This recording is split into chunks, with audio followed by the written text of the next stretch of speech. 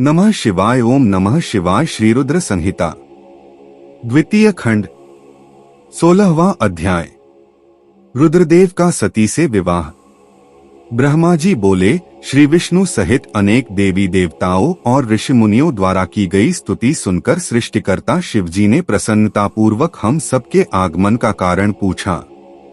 रुद्रदेव बोले, हे हरे, हे देवताओं और महर्षियों, मुझे अपने कैलाश पर आगमन के विषय में बताइए। आप लोग यहाँ किस लिए आए हैं और आपको कौन सा कार्य है, कृपया मुझे बताइए। मुने, महादेव जी के इस प्रकार पूछने पर भगवान विष्णु की आज्ञा से मैंने इस प्रकार निवेदन किया। मैं बोला, हे देवाधिदेव महादेव, करुणा सागर, हम सब यहाँ आपकी सहायता मांगने के लिए आए हैं। भगवान, हम तीन होते हुए भी एक हैं। सृष्टि के चक्र को नियमित तथा सुचारू रूप से चलाने के लिए हम एक दूसरे के सहयोगी की तरह कार्य करते हैं। हम एक दूसरे के सहायक हैं। हम तीनों के परस्पर सहयोग के फलस्वरूप ही जगत के सभी कार्य संपन्न होते हैं। महेश्वर, कुछ असुरों का वध आपके द्वारा, कुछ असुरों का वध मेरे द्वारा तथा कुछ असुरों का वध श्रीहरि द्वारा निश्चित है। हे प्रभो, कुछ असुर आपके वीर्य द्वारा उत्पन्न पुत्र के द्वारा नष्ट होंगे।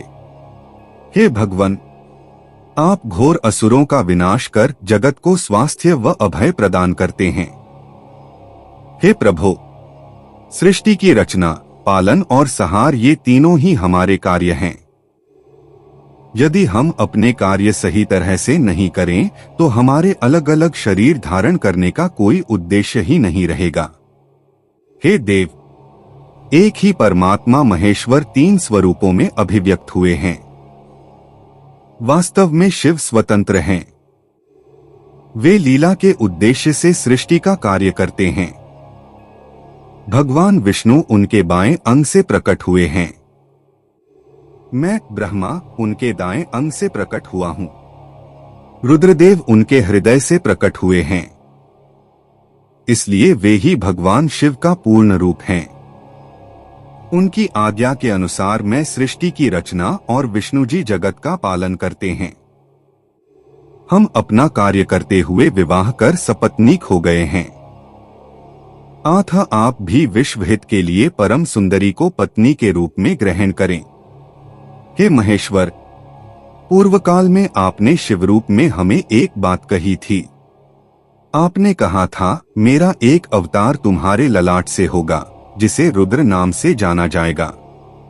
तुम ब्रह्मा सृष्टिकर्ता होोगे, भगवान विष्णु जगत का पालन करेंगे। मैं शिव सगुण रुद्र रूप संहार करने वाला होऊंगा। एक स्त्री के साथ विवाह करके लोक के कार्यों की सिद्धि करूंगा। हे महादेव, अब अपनी कही बात को पूरा कीजिए। हे प्रभु, आपके बिना हम दोनों अपना कार्य करने में समर्थ नहीं हैं। अतः प्रभु, आप ऐसी स्त्री को पत्नी रूप में धारण करें जो कि लोकहित के कार्य कर सके। भगवान, जिस प्रकार लक्ष्मी विष्णु की और सरस्वती मेरी सहधर्मिणी हैं, उसी प्रकार आप भी अपने जीवन साथी को स्वीकार कीजिए। मेरी यह बात सुनकर महादेव जी मुस्कुराने लगे और हमसे इस प्रकार बोले। उन्होंने कहा, हे ब्रह्मा, हे विष्णु, तुम मुझे सदा से अत्यंत प्रिय हो। तुम समस्त देवताओं में श्रेष्ठ तथा त्रिलोक के स्वामी हो, परंतु मेरे लिए विवाह करना उचित नहीं है। मैं सदैव तपस्या में लीन रहता हूँ। इस संसार से मैं सदा विरक्त रहता हूँ। मैं तो एक योगी हूँ जो सदैव निवृत्ति के मार्ग पर चलता है। घर गृहस्थी से भला मेरा क्या काम। मैं तो सदैव आत्मरूप हूँ जो माया से दूर है, जिसका शरीर अवधूत है। जो ज्ञानी आत्मा को जानने वाला और कामना से शून्य हो भोगों से दूर रहता है, जो अविकारी है, भला उसे संसार में स्त्री से क्या प्रयोजन है। मैं तो योग करते समय ही आनंद का अनुभव करता हूँ। जो मनुष्य ज्ञान से रहित हैं, वे ही भोग अधिक महत्व देते हैं। विवाह एक बहुत बड़ा बंधन है, इसलिए मैं विवाह के बंधनों में बंध नहीं चाहता। आत्मा का चिंतन करने के कारण मेरी लौकिक स्वार्थ में कोई रुचि नहीं है। फिर भी जगत के हित के लिए तुमने जो कहा है वह मैं करूंगा। तुम्हारे कहे अनुसार मैं विवाह अवश्य ही करूंगा, क्योंकि मैं सदा अपने भक्तों के वश में रहता हूँ। परंतु मैं ऐसी स्त्री से विवाह करूंगा जो योगिनी तथा इच्छानुसार रूप धारण करने वाली हो। जब मैं योग साधना करूं तो वह भी योगिनी हो जाए, और जब मैं कामासक्त हूं तब वह कामिनी बन जाए। ऐसी स्त्री ही मुझे पत्नी रूप में स्वीकार्य होगी। मैं सदैव शिव चिंतन में लगा रहता हूं। जो स्त्री मेरे चिंतन में विघ्न डालेगी वह जीवित नहीं रह सकेगी। मैं, विष्णु और ब्रह्मा हम सभी शिव के अंश हैं, इसलिए हम सदा ही उनका चिंतन करते हैं। उनके चिंतन के लिए मैं बिना विवाह किए रह सकता हूँ। आठ मुझे ऐसी पत्नी प्रदान कीजिए जो मेरे अनुसार ही कार्य करे। यदि वह स्त्री मेरे कार्यों में विघ्न डालेगी तो मैं उसे त्याग दूंगा। विवाह हेतु शिव की स्वीकृति पाकर मैं और विष्णु जी प्रसन्न हो गए। फिर मैं विनम्रतापूर्वक भगवान शिव से बोला, हे नाथ महेश्वर प्रभो, आपको जिस प्रकार की स्त्री की आवश्यकता है ऐसी ही स्त्री के विषय में सुनो। हे प्रभु, भगवान शिव की पत्नी उमा ही विभिन्न अवतार धारण करके पृथ्वी पर प्रकट होती हैं और सृष्टि के विभिन्न कार्यों को पूरा करने में अपना सहयोग प्रदान करती हैं। उन्हीं देवी उमा ने लक्ष्मी रूप धारण कर श्रीहरि को वरा। सरस्वती रूप में वे मेरी अर्धांगिनी बनी। अब वही देवी लोकहित के लिए अपने तीसरे अवतार में अवतरित हुई हैं। उमा देवी प्रजापति दक्ष की कन्या के रूप में अवतार लेकर आपको पति रूप में पाने की इच्छा लिए घोर तपस्या कर रही हैं। उनका नाम देवी सती है। सती ही आपकी भार्या होने के योग्य हैं। वे महातेजस्विनी ही आपको पति रूप में प्राप्त करेंगी। हे भगवान, आप उनकी कठोर तपस्या को पूर्ण करके उन्हें फलस्वरूप वरदान प्रदान करिए। उनका तपस्या का प्रयोजन आपको पति रूप में प्राप्त करना ही है। आठ प्रभु, आप देवी सती की मनोकामना को पूरा कीजिए। हम सभी देवी देवताओं की यही इच्छा है। हम आपके विवाह का उत्सव देखना चाहते हैं। आपका विवाह तीनों लोकों को सुख प्रदान करेगा तथा सभी के लिए मंगलमय होगा। तब भगवान शिव बोले, आप सबकी आज्ञा मेरे लिए सबसे ऊपर है, क्योंकि मैं सदैव अपने भक्तों के अधीन हूँ। आपकी इच्छानुसार मैं देवी सती द्वारा तपस्या पूरी कर उनसे विवाह अवश्य करूंगा। भगवान शिव के ये वचन सुनकर हम सभी बहुत प्रसन्न हुए और उनसे आज्ञा लेकर अपने अपने धाम को चले गए। श्री रुद्र संहिता द्वितीय खंड 17वां अध्याय। सती को शिव से वर की प्राप्ति। ब्रह्मा जी कहते हैं, हे नारद, सती ने आश्विन मास के शुक्ल पक्ष की अष्टमी को उपवास किया। नंदाव्रत के पूर्ण होने पर जब वे भगवान शिव के ध्यान में मग्न थीं, तो भगवान शिव ने उन्हें प्रत्यक्ष दर्शन दिए। भगवान शिव का रूप अत्यंत मनोहारी था। उनके 5 मुख थे और प्रत्येक मुख में 3 नेत्र थे। मस्तक पर चंद्रमा शोभित था। उनके कंठ में नील चिन्ह था। उनके हाथ में त्रिशूल, ब्रह्मकपाल, वर तथा अभय था। उन्होंने पूरे शरीर पर भस्म लगा रखी थी। गंगा जी उनके मस्तक की शोभा बढ़ा रही थीं। उनका मुख करोड़ों चंद्रमाओं के समान प्रकाशमान था। सती ने उन्हें प्रत्यक्ष रूप में अपने सामने पाकर उनके चरणों की वंदना की। उस समय लज्जा और शर्म के कारण उनका सिर नीचे की ओर झुका हुआ था। तपस्या का फल प्रदान करने के लिए शिवजी बोले, उत्तम व्रत का पालन करने वाली है दक्ष नंदिनी, मैं तुम्हारी तपस्या से बहुत प्रसन्न हूँ। इसलिए तुम्हारी मनोकामना को पूरा करने के लिए स्वयं यहाँ प्रकट हुआ हूँ। आथ तुम्हारे मन में जो भी इच्छा है, तुम्हारी जो भी कामना है, जिसके वशीभूत होकर तुमने इतनी घोर तपस्या की है, वह मुझे बताओ, मैं उसे अवश्य ही पूर्ण करूंगा। ब्रह्मा जी कहते हैं, हे मुनि, जगदीश्वर महादेव जी ने सती के मनोभाव को समझ लिया था। फिर भी वे सती से बोले कि देवी वर मांगो। देवी सती शर्म से सिर झुकाए थीं। वे चाहकर भी कुछ नहीं कह पा रही थीं। भगवान शिव के वचन सुनकर सती प्रेम में मग्न हो गई थीं। शिवजी बार बार सती से वर मांगने के लिए कह रहे थे। तब देवी सती ने महादेव जी से कहा, हे वर देने वाले प्रभु, मुझे मेरी इच्छा के अनुसार ही वर दीजिए। इतना कहकर देवी चुप हो गईं। जब भगवान शिव ने देखा कि देवी सती लज्जावश कुछ कह नहीं पा रही हैं, तो वे स्वयं उनसे बोले, हे देवी, तुम मेरी अर्धांगिनी बनो। यह सुनकर सती अत्यंत प्रसन्न हुई, क्योंकि उन्हें अपने मनोवांछित फल की प्राप्ति हुई थी। वे अपने हाथ जोड़कर और मस्तक को झुकाकर भक्तवत्सल शिव के चरणों की वंदना करने लगीं। सती बोली, हे देवाधिदेव महादेव, प्रभो, आप मेरे पिता को कहकर वैवाहिक विधि से मेरा पाणिग्रहण करें। ब्रह्मा जी बोले, नारद। सती की बात सुनकर शिवजी ने उन्हें यह आश्वासन दिया कि ऐसा ही होगा। तब देवी सती ने भगवान शिव को हर्ष एवं मोह से देखा और उनसे आज्ञा लेकर अपने पिता के घर चली गईं। भगवान शिव कैलाश पर लौट गए और देवी सती का स्मरण करते हुए उन्होंने मेरा चिंतन किया। शिवजी के स्मरण करने पर मैं तुरंत कैलाश की ओर चल दिया। मुझे देखकर भगवान शिव बोले, ब्राह्मण, दक्षकन्या सती ने बड़ी भक्ति से मेरी आराधना की है। उनके नंदाव्रत के प्रभाव से और आप सब देवताओं की इच्छाओं का सम्मान करते हुए मैंने देवी सती को उनका मनोवांछित वर प्रदान कर दिया है। देवी ने मुझसे यह वर मांगा कि मैं उनका पति हो जाऊं। उनके वर के अनुसार मैंने सती को अपनी पत्नी के रूप में प्राप्त करने का वर दे दिया है। वर प्राप्त कर वे बड़ी प्रसन्न हुई तथा उन्होंने मुझसे प्रार्थना की कि मैं उनके पिता प्रजापति दक्ष के समक्ष देवी सती से विवाह करने का प्रस्ताव रखूं और पाणिग्रहण कर उनका वरण करूं।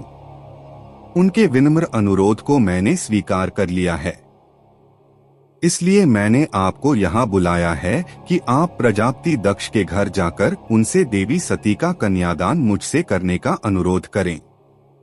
भगवान शिव की आज्ञा से मैं बहुत प्रसन्न हुआ और मैंने उनसे कहा, भगवान, मैं धन्य हो गया जो आपने हम सभी देवी देवताओं के अनुरोध को स्वीकार कर देवी सती को अपनी पत्नी बनाना स्वीकार करने और इस कार्य को पूरा करने के लिए मुझे चुना। मैं आपकी आज्ञानुसार अभी प्रजापति दक्ष के घर जाता हूँ तथा उन्हें आपका संदेश सुनाकर देवी सती का हाथ आपके लिए मांगता हूँ। यह कहकर मैं वेगशाली रथ से दक्ष के घर की ओर चल दिया। नारद जी ने पूछा, हे पितामह, पहले आप मुझे यह बताइए कि देवी सती के घर लौटने पर क्या हुआ? दक्ष ने उनसे क्या कहा और क्या किया? ब्रह्मा जी नारद जी के प्रश्न का उत्तर देते हुए बोले, जब देवी सती तपस्या पूर्ण होने पर अपनी इच्छा के अनुरूप भगवान शिव से वर पाकर अपने घर लौटीं तो उन्होंने श्रद्धापूर्वक अपने माता पिता को प्रणाम किया। उन्होंने अपनी सहेली द्वारा अपने माता पिता को यह सूचना दी कि उन्हें भगवान शिव से वरदान की प्राप्ति हो गई है। वे सती की तपस्या से बहुत प्रसन्न हुए हैं और उन्हें अपनी पत्नी के रूप में प्राप्त करना चाहते हैं। यह सुनकर प्रजापति दक्ष और उनकी पत्नी बहुत प्रसन्न हो गई। उन्होंने आनंदित होकर बड़े उत्सव का आयोजन किया। उन्होंने ब्राह्मणों को भोजन कराया और उन्हें दक्षिणा दी। उन्होंने गरीबों और दीनों को दान दिया। कुछ समय बीतने पर प्रजापति दक्ष को पुनः चिंता होने लगी कि वे अपनी पुत्री का विवाह भगवान शिव से कैसे करें, क्योंकि वे अब तक मेरे पास सती का हाथ मांगने नहीं आए हैं। इस प्रकार प्रजापति दक्ष चिंतामग्न हो गए, लेकिन उन्हें ऐसी चिंता ज्यादा दिनों तक नहीं करनी पड़ी। शिव तो कृपा के सागर और करुणा की खान हैं, तब वह कैसे चिंतित रह सकता है। जिसकी पुत्री ने तप द्वारा शिव का वरण किया है। जब मैं सरस्वती सहित उनके घर उपस्थित हो गया, तब मुझे देखकर उन्होंने मुझे प्रणाम किया और बैठने के लिए आसन दिया। तत्पश्चात दक्ष ने मेरे आने का कारण पूछा तो मैंने अपने आने का प्रयोजन बताते हुए कहा, हे प्रजापति दक्ष, मैं भगवान शिव की आज्ञा से आपके घर आया हूँ। मैं देवी सती का हाथ महादेव जी के लिए मांगने आया हूँ। सती ने उत्तम आराधना करके भगवान शिव को प्रसन्न कर उन्हें अपने पति के रूप में प्राप्त करने का वर प्राप्त किया है। अथ तुम शीघ्र ही सती का पाणिग्रहण शिवजी के साथ कर दो। नारद, मेरी यह बातें सुनकर दक्ष बहुत प्रसन्न हुआ। उसने हर्षित मन से इस विवाह के लिए अपनी स्वीकृति दे दी। तब मैं प्रसन्न मन से कैलाश पर्वत पर चल दिया। वहां भगवान शिव मेरी उत्सुकता से प्रतीक्षा कर रहे थे। वहीं दूसरी ओर प्रजापति दक्ष, उनकी पत्नी और पुत्री सती विवाह प्रस्ताव आने पर हर्ष से विभोर हो रहे थे। श्री रुद्र संहिता द्वितीय खंड 18वां अध्याय। शिव और सती का विवाह। ब्रह्मा जी बोले, नारद, जब मैं कैलाश पर्वत पर भगवान शिव को प्रजापति दक्ष की स्वीकृति की सूचना देने पहुंचा तो वे उत्सुकता पूर्वक मेरी ही प्रतीक्षा कर रहे थे। तब मैंने महादेव जी से कहा, हे भगवान, दक्ष ने कहा है कि वे अपनी पुत्री सती का विवाह भगवान शिव से करने को तैयार हैं, क्योंकि सती का जन्म महादेव जी के लिए ही हुआ है। यह विवाह होने पर उन्हें सबसे अधिक प्रसन्नता होगी। उनकी पुत्री सती ने महादेव जी को पति रूप में प्राप्त करने हेतु ही उनकी घोर तपस्या की है। उन्हें इस बात की भी खुशी है कि मैं स्वयं आपकी आज्ञा से उनकी पुत्री के लिए आपका अर्थात भगवान शिव का विवाह प्रस्ताव लेकर वहां गया। उन्होंने कहा, हे पितामह, उनसे कहिए कि वे शुभ लग्न और मुहूर्त में अपनी बारात लेकर स्वयं आएं। मैं अपनी पुत्री का कन्यादान सहर्ष महादेव जी को कर दूंगा। हे भगवान, दक्ष ने मुझसे यह बात कही है, इसलिए आप शुभ मुहूर्त देखकर शीघ्र ही उनके घर चलें और देवी सती का वरण करें। हे नारद, मेरे ऐसे वचन सुनकर शिवजी ने कहा, हे संसार की सृष्टि करने वाले ब्रह्मा जी, मैं तुम्हारे और नारद जी के साथ ही प्रजापति दक्ष के घर चलूंगा। इसलिए ब्रह्मा जी आप नारद और अपने मानस पुत्रों का स्मरण कर उन्हें यहाँ बुला लें। साथ ही मेरे पार्षद भी दक्ष के घर चलेंगे। नारद, तब भगवान शिव की आज्ञा पाकर मैंने तुम्हारा और अपने अन्य मानस पुत्रों का स्मरण किया। उन तक मेरा संदेश पहुंचते ही वे तुरंत कैलाश पर्वत पर उपस्थित हो गए। उन्होंने हर्षित मन से महादेव जी को और मुझे प्रणाम किया। तत्पश्चात शिवजी ने भगवान श्रीहरि विष्णु का स्मरण किया। भगवान विष्णु देवी लक्ष्मी के साथ अपने विमान गरुड़ पर बैठ वहां आ गए। चैत्र मास के शुक्ल पक्ष की त्रयोदशी तिथि में रविवार को पूर्वा फाल्गुनी नक्षत्र में त्रिलोकीनाथ भगवान शिव की बारात धूमधाम से कैलाश पर्वत से निकली। उनकी बारात में मैं, देवी सरस्वती, विष्णु जी, देवी लक्ष्मी, सभी देवी देवता, मुनि और शिवगण आनंदमग्न होकर चल रहे थे। रास्ते में खूब उत्सव हो रहा था। भगवान शिव की इच्छा से बैल, बाघ, सांप, जटा और चंद्रकला उनके आभूषण बन गए। भगवान स्वयं नंदी पर सवार होकर प्रजापति दक्ष के घर पहुंचे। द्वार पर भगवान शिव की बारात देखकर सभी हर्ष से फूले नहीं समा रहे थे। प्रजापति दक्ष ने विधिपूर्वक भगवान शिव की पूजा अर्चना की। उन्होंने सभी देवताओं का खूब आदर सत्कार किया तथा उन्हें घर के अंदर ले गए। दक्ष ने भगवान शिव को उत्तम आसन पर बैठाया और हम सभी देवताओं और ऋषि मुनियों को भी यथायोग्य स्थान दिया। सभी का भक्तिपूर्वक पूजन किया। तत्पश्चात दक्ष ने मुझसे प्रार्थना की कि मैं ही वैवाहिक कार्य को संपन्न कराऊं। मैंने दक्ष की प्रार्थना को स्वीकार किया और वैवाहिक कार्य कराने लगा। शुभ लग्न और शुभ मुहूर्त देखकर प्रजापति दक्ष ने अपनी पुत्री सती का हाथ भगवान शिव के हाथों में सौंप दिया और विधि विधान से पाणिग्रहण संस्कार संपन्न कराया। उस समय वहां बहुत बड़ा उत्सव हुआ और नाच गाना भी हुआ। सभी आनंदमग्न थे। हम सभी देवी देवताओं ने भगवान शिव और देवी सती की बहुत स्तुति की और उन्हें भक्तिपूर्वक प्रणाम किया।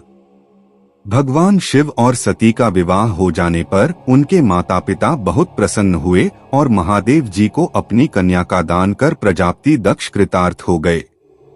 महेश्वर का विवाह होने का पूरा संसार मंगल उत्सव मनाने लगा। श्री रुद्र संहिता द्वितीय खंड 19वां अध्याय। ब्रह्मा और विष्णु द्वारा शिव की स्तुति करना।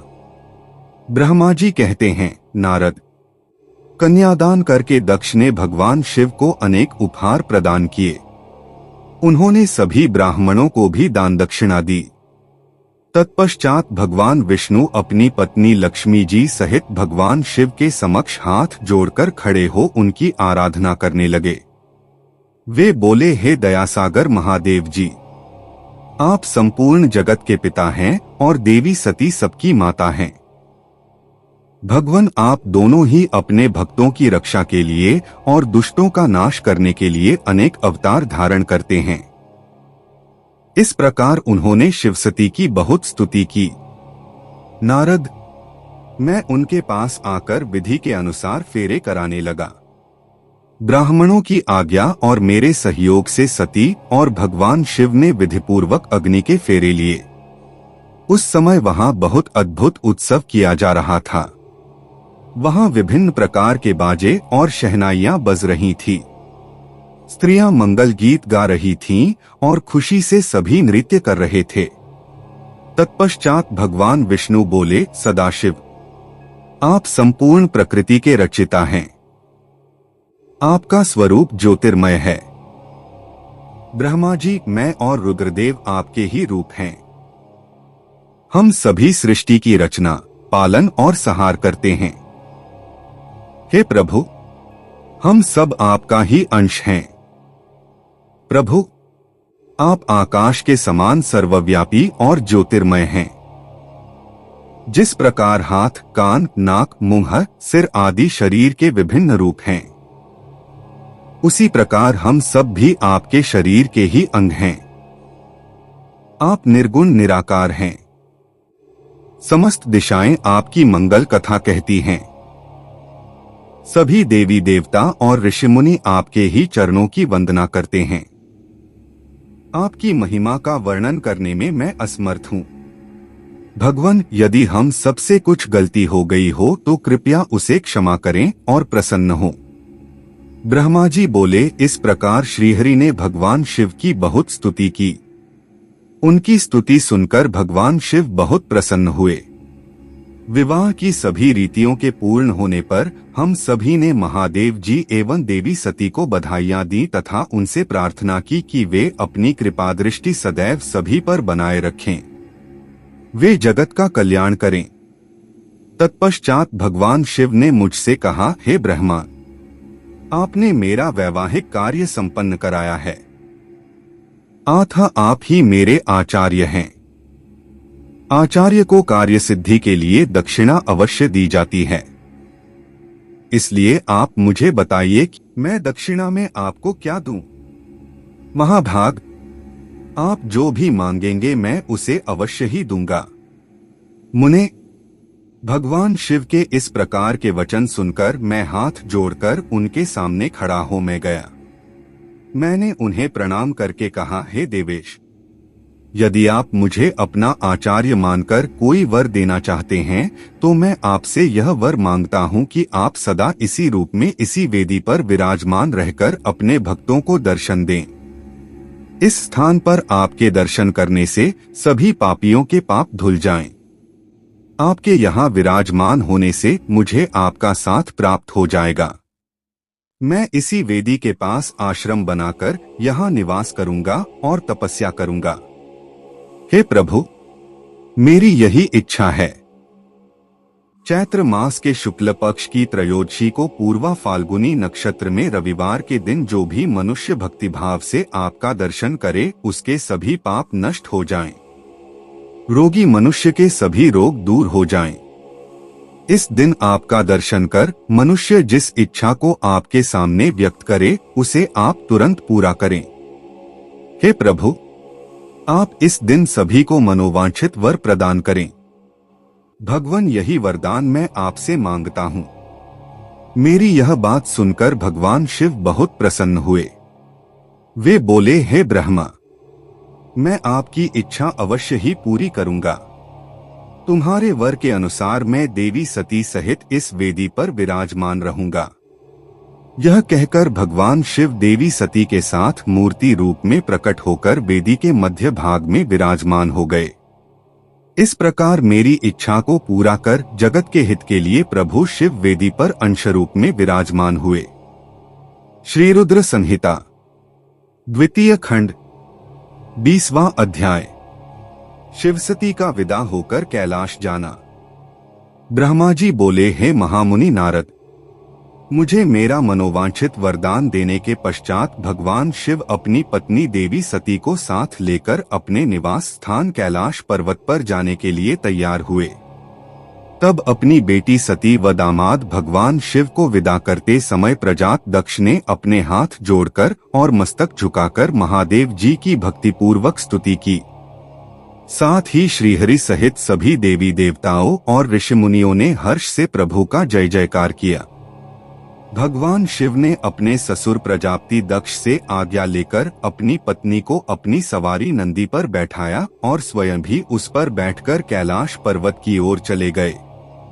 उस समय वृषभ पर बैठे भगवान शिव व सती की शोभा देखते ही बनती थी। उनका रूप मनोहारी था। सब मंत्रमुग्ध होकर उन दोनों को जाते हुए देख रहे थे। प्रजापति दक्ष और उनकी पत्नी अपनी बेटी व दामाद के अनोखे रूप पर मोहित हो उन्हें एकटक देख रहे थे। उनकी विदाई पर चारों ओर मंगल गीत गाए जा रहे थे। विभिन्न वाद्य यंत्र बज रहे थे। सभी बाराती शिव के कल्याणमय उज्ज्वल यश का गान करते हुए उनके पीछे पीछे चलने लगे। भगवान शिव देवी सती के साथ अपने निवास कैलाश पर पहुँचे। सभी देवता सहित मैं और विष्णु जी भी कैलाश पर्वत पर पहुँचे। भगवान शिव ने उपस्थित सभी देवी देवताओं और ऋषि मुनियों का हृदय से धन्यवाद किया। भगवान शिव ने सभी को सम्मान पूर्वक विदा किया। तब सभी देवताओं ने उनकी स्तुति की और प्रसन्नता पूर्वक अपने अपने धाम को चले गए। तत्पश्चात भगवान शिव और देवी सती सुखपूर्वक अपने वैवाहिक जीवन का आनंद उठाने लगे। सूत जी कहते हैं, हे मुनियों, मैंने तुम्हें भगवान शिव के शुभ विवाह की पुण्य कथा सुनाई है। भगवान शिव का विवाह कब और किससे हुआ? वे विवाह के लिए कैसे तैयार हुए? इस प्रकार मैंने सभी प्रसंगों का वर्णन तुमसे किया है। विवाह के समय यज्ञ अथवा किसी भी शुभ कार्य के आरंभ में भगवान शिव का पूजन करने के पश्चात इस कथा को जो सुनता अथवा पढ़ता है उसका कार्य या वैवाहिक आयोजन बिना विघ्न और बाधाओं के पूरा होता है। इस कथा के श्रवण से सभी शुभ कार्य निर्विघ्न पूर्ण होते हैं। इस अमृतमयी कथा को सुनकर जिस कन्या का विवाह होता है वह सुख, सौभाग्य, सुशीलता और सदाचार आदि सद्गुणों से युक्त हो जाती है। भगवान शिव की कृपा से पुत्रवती भी होती है।